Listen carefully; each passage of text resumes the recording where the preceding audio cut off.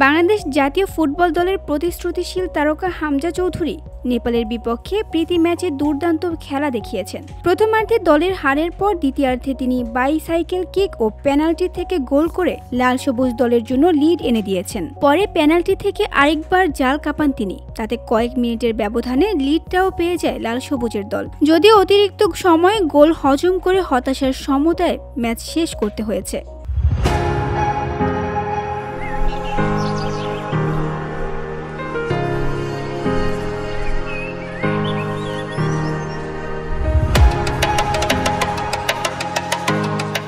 18 November Dhaka Asian cup বাছাইয়ে ভারতের মুখোমুখি হবে বাংলাদেশ।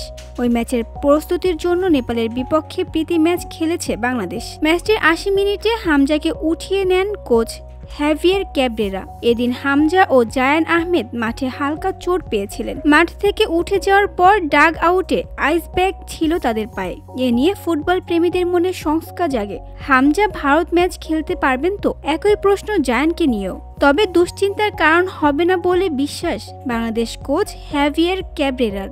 ম্যাচ পরবর্তী সংবাদ সম্মেলনে তিনি বলেন, তাদের আঘাত গুরুতর কিছু নয়, স্বাভাবিক রয়েছে। ভারত ম্যাচ না খেলার মতো বিষয় নেই, তারা খেলবে। এদিকে শেষ মুহূর্তে হামজাকে মাঠ থেকে উঠিয়ে নেওয়ার ফায়দা লুটেছে নেপাল। ম্যাচ শেষে এটা স্বীকার করে নিলেন দলটির কোচ হরি খারকা বলেন, হামজা পুরো ম্যাচ আক্রমণ ভাগে থাকলে আমাদের জন্য কষ্ট হতো, সে না থাকায় আমাদের সুবিধা হয়েছে। VOD Bangla news desk.